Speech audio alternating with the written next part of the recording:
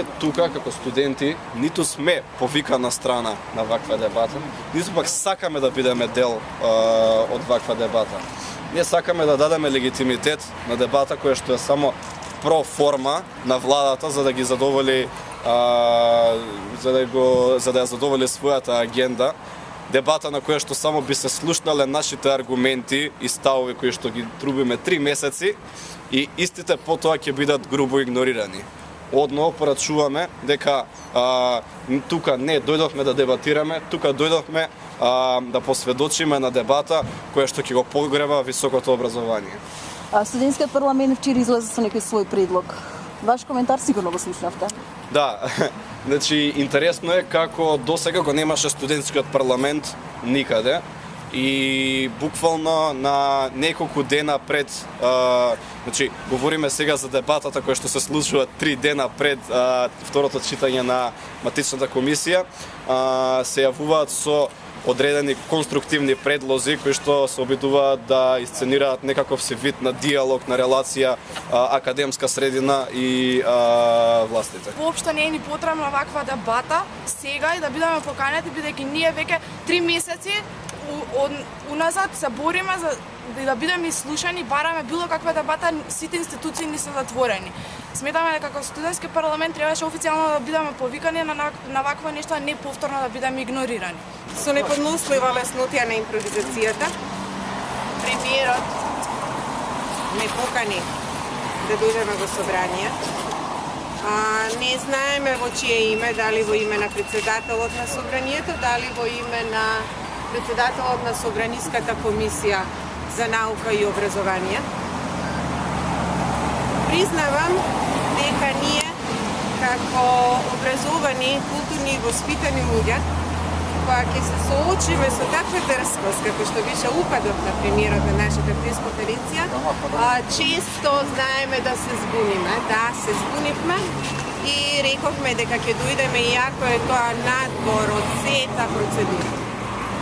Но бидејќи сме ние луѓе од збор и од вести, и рековме дека ќе дојдеме, еве дојдовме тука и дојдовме да му го повториме она што го кажавме на нашата пресконференција пред Александар Паулс.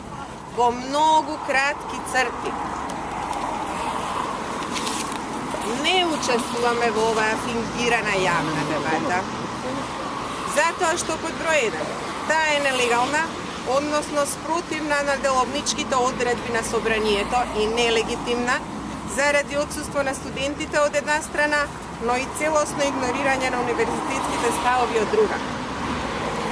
Од број 2, таа е задоцнета и цинична, зашто студентскиот пленум, факултетите и ректоратите, како и професорскиот пленум, и покрај препусато време за доставување мислења и сугестии, јасно го кажаа својот збор, но не беа удостоени да го образложат ниту на комисиската расправа, ниту во рамките на правно заснована јавна дебата, која што можеше и требаше да се отвори во општата собраниска седница. Под број 3, таа е волноинституционална, зашто ја организира владата, министерството, наместо Комисијата за образование и наука.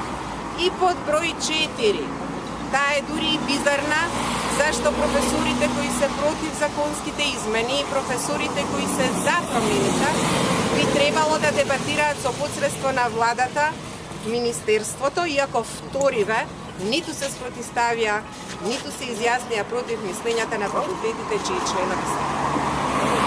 Господине премиере, простете ако делува дека ви држам час, но професор, господине премиера, се дебатира за идеи, се дебатира за концепти, се дебатира за предлози. Не се дебатира за диктат. Ако навистина имате добра желба да го слушнете гласот на оние кои што се засегнати и компетентни, односно овој сега веќе општествен проблем, тогаш повлечете го законот од собраниска процедура, ние ќе дојдеме и ќе дебатираме. Ви благодарам. Не. Рековме дека нема потреба да се рекува. што да се влезе, ние се согласивме дека ќе дојдеме. Дојдовме и го кажете најчесто. Ме праша колешката ваша дали сум спремна, односно дали сме спремни да се сретнеме со премиерот. Се разбира, но само во рамките на деловнички утврдената процедура. Да повторам, премиери не може да утврдуваат процедура. Законската процедура е утврдена со деловникот на собранието. Шансата беше правно регулирана, председателот на Комисијата за образование и наука да не повика, за да ги изложиме тамо ставовите. Впрочем, и ректорските управи, и универзитетите, и факултетите дадоа еден тон материјал за расправа. Втората шанса беше собраниската расправа, значи второто читање, да заврши со отварање на дебата. Дебатата може, според деловникот, да ја организира само матичната собраниска комисија. Јас сум легалист. Како што не можам да учествувам во дебата, така наречена дебата, која не е правно втемелена, и кога се одвива во Александар Палас, не можам и денеска. Тоа е надвор од процедурата, а процедурата е гаранција за демократијата.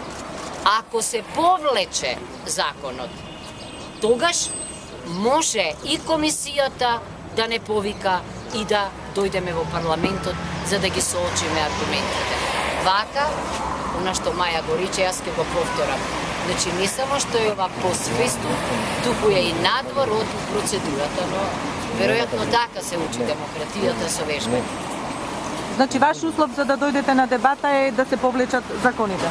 Да се почитува тоа што сите универзитети, сите факултети, интеруниверзитетската конференција, ректорската управа на чело со ректорот го побара. Бидејќи, да подсетам, ние со фантастична брзина, дисциплинирано, како професори, како студенти, успеавме да креираме мислења и да дадеме забелешки. Не видовме ниту едно од нив да биде почитувано или земено во предуг. Сега да станеме соучесници во кршењето на законот, на деловникот, па ако сакате и на уставот за начелото на поделба на власта и владење на правото, би било срам пред студентите. Зошто тогаш се согласивте дека и му кажете на премиерот дека ќе дојдете на дебата во Собрание? За овде да го кажеме ова, бидејќи пред портите на хотел е непристојно.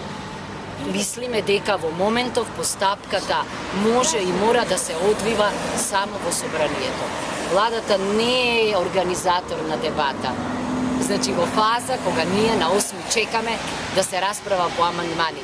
Ние не можеме ниту во ресторан, ниту тука да креираме амандмани. Амандманите се во рацете на пратениците, а ние ги поднесовме своите мислења. Како е можно на ваков начин сега повторно да се реотвори дебата надвор од деловникот? Не ми е јасно.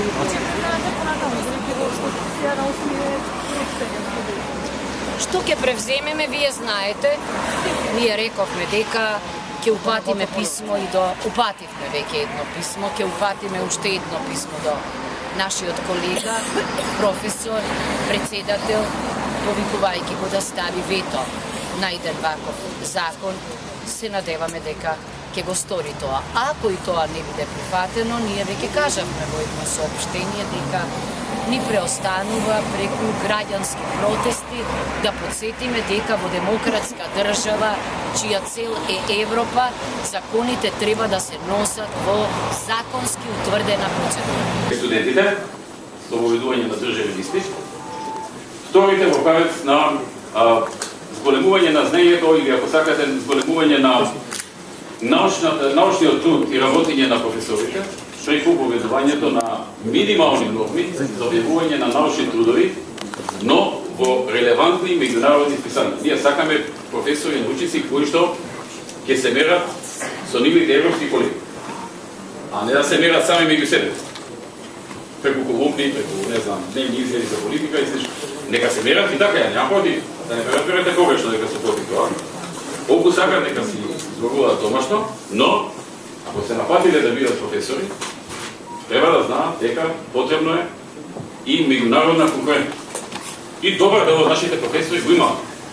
Морам да кажам, има доста професори. Еве слушнавме инициативите до новиве. Професори што имаат по 32, по 132 научни труда. Тоа е за поздравување и тоа ми дава дополнителна сила, надеж, мотив, дека може и поинаку. Сакаме професори кои што ќе бидат меѓународно конкурентни, силни, кои што ќе представуваат Македонија навсекаде со своите научни трудови, со своето знаење, со својот ум, со своите достигнувања. Тоа сакаме да го постигнеме. Зошто се плашиме од меѓународна конкурентност? Па тие само може да донесат знаење, повеќе. Тоа нема да бидат странци од пособници. Идејата е да се донесат странци од многу понапредни. И самите индивидуи да бидат многу понапредни, од кои што ќе има што да се научи. Ние немаме штета што, не знам, Ивица Оброва ни е тренер на ракометната репрезентација. Ние имаме цел да имаме квалитетен закон и да имаме студенти со поголемо знаење, да имаме поуспешни професори, пак зборам генерално, немојте индивидуално да ме сваќате, и да имаме понапредна држава. Ние сме должни како влада да гледаме на подока. Каква ќе биде земјата после 10 или 15 години, после 20 или 30 години. Ако останеме со овој начин на взимање на диплом, лесно взимање на диплом, тоа не значи дека некој пак не си учи студент, дека некој професор добро не предава, но зборам генерално. После 20-30 години ќе бидеме уште по-на дното од тоа што сме сега. Ако го промениме сега системот, сега е пресводна точка. Ако го промениме системот, Македонија ќе биде на друго.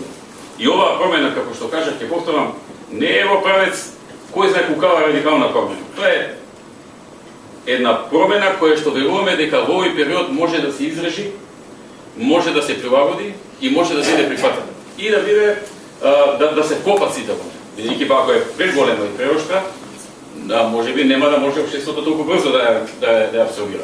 Моје мислење е дека како ќе течат годините, така стандардите треба да растат. Стандарди на знаење, стандарди на научни трудови, но се постепено, чекор по чекор. Не сакам никого да присилиме, не сакам никој да се почувствува дека не може да се попи, дека отфрлен, сакаме да помогнеме. Ние не сме ниту против професорите, а најмногу па против студентите. Ние сакаме да помогнеме на сите. И затоа сме тука и затоа ве поканивме денес.